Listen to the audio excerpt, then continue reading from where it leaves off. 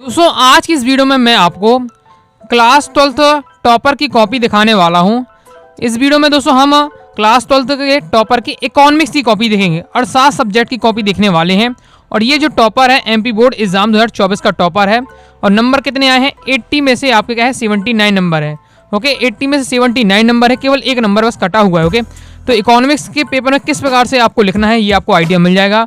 Okay चलिए देखते हैं टॉपर की कॉपीज, क्योंकि काफ़ी ज़्यादा नॉलेज मिल जाती है। इससे पहले हिंदी इंग्लिश का मैंने आपको बता दिया है टॉपर की कॉपी, जाकर आप वीडियो जरूर देख लीजिएगा और देखिएगा जरूर। ओके और समझते जाइएगा, क्योंकि बहुत ज़्यादा आपको नॉलेज मिल जाएगी किस टाइप से आपको लिखना चाहिए और किस फॉर्मेट में लिखना चाहिए। इकोनॉमिक्स की कॉपी है। ओके तो देखिए ये तो आपका फॉर्मेट सभी में रहता है। ओके कि पृष्ठ क्रमांक पहला लिख दिया, पृष्ठ क्रमांक पहले का उत्तर किसी प्रकार से आप लिख सकते हैं। ब्लैक पेन से आपको हेडिंग डाल देनी है, फिर आपका क्या है एक एक लाइन छोड़कर आपको लिखना है। जहाँ से यहाँ टॉपर ने तो एकदम सटाकर लिख दिया है, लेकिन अगर आप चाहें तो एक एक लाइन आप क्या है छोड़कर लिख सकते हैं। ओके जरूरी नहीं कि इसी पार से आप सटाकर लिखें, बाकी आप जगह बचती है तो आप क्या है नीचे छोड़ सकते हैं। ओके टॉपर ने एकदम सटाकर लिखा हुआ है, लेकिन आप क्या है एक एक लाइन छोड़कर लिख सकते हैं। ओके आगे देख लेते हैं। ये आपका क्या नेक्स्ट किया है रेगिस्तान की पूर्ति के लिए सेकेंड क्वेश्चन।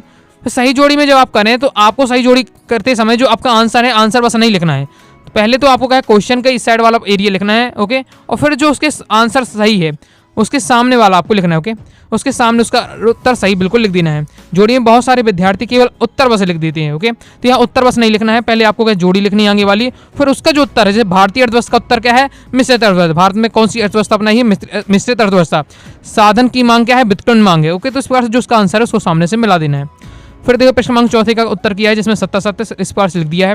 ओके अगर कॉपी में अच्छे से आप भरना चाहते हैं एक एक लाइन छोड़कर आप लिख सकते हैं, जैसे मैंने आपको हिंदी के पेपर में बताया था। ओके चलिए अब देख लेते हैं नेक्स्ट प्रश्न क्रमांक 5 का उत्तर किया है। तो ये एक शब्द एक वाक्य में उत्तर देना है। तो यहाँ तो टॉपर ने जो किया है कि पूरा क्वेश्चन लिखा है और उसका आंसर भी लिखा हुआ है और आंसर में क्या है अंडरलाइन कर दिया है, लेकिन वैसे भी टाइम कम रहता है तो आप क्या करें केवल और केवल आंसर लिखें।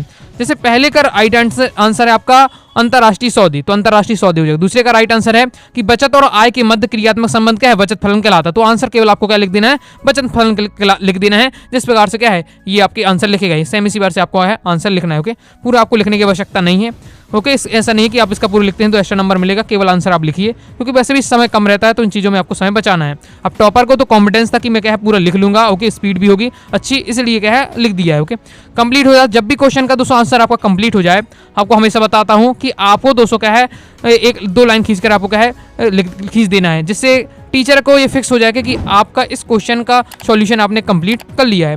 फायदा से ये होता है दो लाइन खींचने से कि इससे टीचर को स्पष्ट हो जाता है कहाँ से क्वेश्चन स्टार्ट हो रहा है और कहाँ ये आपका क्वेश्चन खत्म हो गया। ओके उपभोक्ता प्रश्न क्रमांक 6 में क्या पूछेगा वस्तु पूछे गए हैं, उपभोक्ता वस्तु बताई गई। ओके और 2 पॉइंटों के माध्यम से यहाँ और भी इसको बता दिया है, उदाहरण के साथ पूरा समझाया जा रहा है कि वे वस्तुएं जिनका विनिमय उत्पाद के अंतिम उपभोक्ता को किया जाता है विक्रय होने के पश्चात ये सक्रिय आर्थिक प्रभाव के से बाहर हो जाती हैं बताया जा रहा है। साथ ही क्या है 2 पॉइंटों के माध्यम से समझा दिया गया है। इसका अंक 7 का उत्तर किया गया है। जब भी क्वेश्चन का आप क्या है जो भी चीज़ आपको बताना है उसका क्या हेडिंग डाल दीजिए। मुद्रा की मांग पूछा गया था। ओके डिमांड ऑफ मनी पूछा गया तो उसने बेहतरीन तरीके से ब्लैक पेन से हेडिंग डाली, फिर उसने बताया। ओके तो आपको क्या हेडिंग जरूर डालना है। जैसे यहाँ उपभोग वस्तु पूछी थी, उपभोग वस्तु की ब्लैक पेन से हेडिंग डाली गई, फिर उसके बारे में बताया जा रहा है। ओके मुद्रा की मांग पूछी गई तो मुद्रा की मांग बताई जा रही है। ओके राइटिंग ज़्यादा आपकी मायने नहीं रखती है, लेकिन राइटिंग आपकी इतनी होनी चाहिए कि जो टीचर आपकी कॉपी चेक करे उसे स्पष्ट रूप से समझ में आ जाए। यहाँ भी आप जो टॉपर की राइटिंग देख सकते हैं। ओके ज़्यादा इतनी अच्छी नहीं है, लेकिन क्या है आप आराम से पढ़ सकते हैं कि क्या लिखा हुआ है। ओके तो बस इतनी आपकी राइटिंग होनी चाहिए। क्वेश्चन का सॉल्यूशन समाप्त तो 2 लाइनें खींच के बता दिया। ओके फिर नेक्स्ट क्वेश्चन किया है प्रश्न क्रमांक 8 प्रश्न क्रमांक 8 में सट्टा उद्देश्य पूछा जा रहा है, तो सट्टा उद्देश्य के बारे में यहाँ बताया जा रहा है। ओके फॉर्मूला यहाँ लिखा हुआ है और फॉर्मूला ये लिखा हुआ है, तो इसमें जैसे आर है ओके आर एम एक्स है तो इसका मैक्सिमम है, तो इसका मतलब क्या है। ओके तो वो भी क्या है आपको बताना है कि केवल आपने फॉर्मूला लिख दिया लेकिन उसका मतलब नहीं लिखा तो कुछ आपका फिर वहाँ से नंबर कट सकते हो। ओके नेक्स्ट पे 9 में क्या पूछा गया था समग्र मांग पूछा गया था। ओके तो समग्र मांग के बारे में बताया जा रहा है पूरा, देख सकते हैं। नेक्स्ट प्रश्न क्रमांक 10 है। प्रश्न क्रमांक 10 में आपका सीमांत बचत प्रवृत्ति एमपीएस पूछा गया था, तो ये आपका दिया हुआ एमपीएस है। ओके फिर इसके बाद पूरा फॉर्मूला भी निकाल के बताया गया कि किस वजह से फॉर्मूला होता है। ओके इससे पहले दोस्तों मैंने आपको एमपी बोर्ड का आपका जो ऑफिशियल मॉडल पेपर जारी हुआ उसका मैंने सॉल्यूशन बता दिया है। ओके तो जाकर अब जरूर देखिएगा, उसी में ही आपका ये सीमांत बचत प्रवृत्ति से ही आपका जो ये वाला फॉर्मूला है, इससे आपका एक न्यूमेरिकल बना है। ओके, तो आपके ये सब फॉर्मूले भी आपको याद होने चाहिए, ऑब्जेक्ट में पूछा जाता है, या फिर यहाँ से आपके न्यूमेरिकल बन सकते हैं। किस प्रकार से न्यूमेरिकल रहता है कि आपको मान लीजिए आपको क्या है MPC दे दिया जाए, MPS निकालने के लिए कहा जाए, तो बस ये फॉर्मूला आपको फिक्स है, याद है, तो आप क्या आसानी से कर लेंगे। ओके, नेक्स्ट प्रश्न 11वां क्या है, सरकारी बजट पूछा गया था, गवर्नमेंट बजट पूछा गया था, तो ये बताया जा रहा है। आप लैंग्वेज भी पढ़ सकते हैं वीडियो को पॉज करके कि किस प्रकार से लिखी गई है। ओके, आगे नेक्स्ट क्या है, प्रश्न 12 में क्या है, मांग के बारे में पूछा गया, डिमांड क्या होती है, तो डिमांड के बारे में बताया जा रहा है। ओके, डिमांड के बारे में बताया, साथ ही उदाहरण के साथ बताया गया है। उदाहरण के साथ आपको क्या है, जो भी चीज़ें पॉसिबल हैं, इकोनॉमिक्स में क्या है पूरा आपका उदाहरण पर चलता है। नॉर्मल जो आप लाइनें लिखेंगे अक्सर क्या पढ़ने में समझ में नहीं आती हैं, लेकिन किसी चीज़ का आप उदाहरण देते हैं तो आसानी से समझ में आ जाता है। तो जहाँ तक उसका पॉसिबल है, अगर उस टॉपिक का उदाहरण आप लिख सकते हैं तो उदाहरण जरूर लिखिएगा। ओके, और हर टॉपिक का आपको क्या उदाहरण से याद करके रखना है। नेक्स्ट प्रश्न 13 में क्या पूछा जा रहा था, उत्पादन के साधन पूछे गए। तो उत्पादन के 5 साधन होते हैं। तो देखिए तरीका कितना बेहतरीन तरीके से लिखा है, उत्पादन के 5 साधन। ओके, लिख दिया गया और इस बार से अंडरलाइन कर दिया, 5 इस बार लाइन खींची गई हैं और बता दिया कि भूमि होता है, पूंजी होता है, श्रम होता है, ओके, वेतन होता है, उद्यमी होता है, इस प्रकार से बता दिया है। नहीं तो आप क्या है क्रम से पॉइंट भी बता सकते हैं, लेकिन क्या है अच्छा तरीका है कि आप किस प्रकार से टेबल बनाकर क्या है बता सकते हैं। नेक्स्ट में 14 में क्या है, सहप्राप्ति के बारे में पूछा गया था, तो ये आपकी सहप्राप्ति के बारे में दिया हुआ है, तो यहाँ से आप देख सकते हैं। और क्या है खत्म हो जाता है तो कोई कंप्लीट हो जाता है। ओके, फिर सहप्राप्ति का लास्ट में क्या है, फॉर्मूला बता दिया गया है।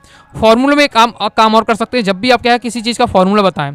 जैसे यहाँ कुल संप्राप्ति का फॉर्मूला बताया गया है कि बेची गई वस्तु की मात्रा गुणे होता है वस्तु की प्रति इकाई कीमत। ओके, ये फॉर्मूला है। तो इसमें दोस्तों आपको क्या है बॉक्स बना देना है। ओके, ब्लैक पेन से आप बॉक्स बना सकते हैं, जिससे आपका ये हाईलाइटेड हो जाएगा फॉर्मूला। ओके, तो इस प्रकार से भी ये काम आप कर सकते हैं। ओके, मतलब कॉपी को आप क्या है छोटी छोटी चीज़ों से अगर सजा सकते हैं तो जरूर आप सजाइएगा, क्योंकि जितना अच्छा कॉपी देखने में लगेगी उतने ही में आपको क्या है तुरंत मार्क्स मिलेंगे। ओके, क्योंकि टीचर तो आपको जानता नहीं कि आप कौन हैं, आप होशियार रहे क्लास में कि नहीं रहे हैं, आपके त्रैमासिक में कितने नंबर आए, अर्धवार्षिक में कितने नंबर आए, बस आपकी जो मेन बोर्ड एग्जाम की कॉपी है, ओके, वही जिसमें आपको लिखावट तरीका होगा वही आपका क्या है नंबर आपका डिसाइड करेगा। ओके, नेक्स्ट प्रश्न 15 में क्या है पूछा गया था, समष्टि अर्थशास्त्र के बारे में पूछा गया था। ओके, माइक्रो इकोनॉमिक्स के बारे में पूछा गया था, तो ये आपका पूरा दिया हुआ है। ओके, फिर क्या है परिभाषा भी बताई गई है, प्रोफेसर सुलजी के अनुसार दी हुई है। नेक्स्ट है, जब भी क्या है आपका कोई भी परिभाषा पूछे, जैसे समष्टि अर्थशास्त्र के बारे में समझाए या आपका व्यष्टि अर्थशास्त्र के बारे में बताया जाए, तो आपको जरूर कोई भी किसी भी अर्थशास्त्र के अनुसार उस टॉपिक की परिभाषा जरूर याद करके रखना है और वो आप लिख देंगे। तो 2-3 लाइन अपनी जो लैंग्वेज होती है उसमें आपको बता देना है, फिर एक आपको अर्थशास्त्री के अनुसार कोई परिभाषा दे देना है, तुरंत आपको यहाँ क्या नंबर मिल जाते हैं। ओके, नेक्स्ट प्रश्न 16 किया गया है, खुली अर्थव्यवस्था के बारे में आपका क्वेश्चन था। ओके, हुआ है किस प्रकार से किया गया है। ओके, पूरा फॉर्मूला के माध्यम से यहाँ पूरा समझाया गया है और एग्जाम्पल के माध्यम से समझाया जा रहा है। अब ऐसा यहाँ दिया नहीं है एग्जाम्पल कि आपका MPC बराबर 0.8 M बराबर 0.2 ऐसा दिया नहीं है, माना है और उसके क्या है खुद स्वयं माना है, खुद उसको क्या है सॉल्व किया गया है। ओके, इस टाइप से उदाहरण लेकर आप समझा सकते हैं। नेक्स्ट प्रश्न 17 में वो क्या है, सकारात्मक आर्थिक विश्लेषण पूछा गया था। तो सकारात्मक आर्थिक विश्लेषण के लक्षण या विशेषताएं पूछी गई थी, तो पॉइंट वाइज पॉइंट बताई जा रही हैं। ओके, इसके बाद नेक्स्ट प्रश्न 19 में क्या है, मितव्ययिता का विरोधाभास, बहुत ज़्यादा इंपॉर्टेंट है, कई बार ये आया है। तो प्रीवियस ईयर पेपर के क्वेश्चन जो अक्सर रिपीट होते हैं, तो प्रीवियस ईयर पेपर के क्वेश्चन तो आपको एकदम रटे ही होने चाहिए।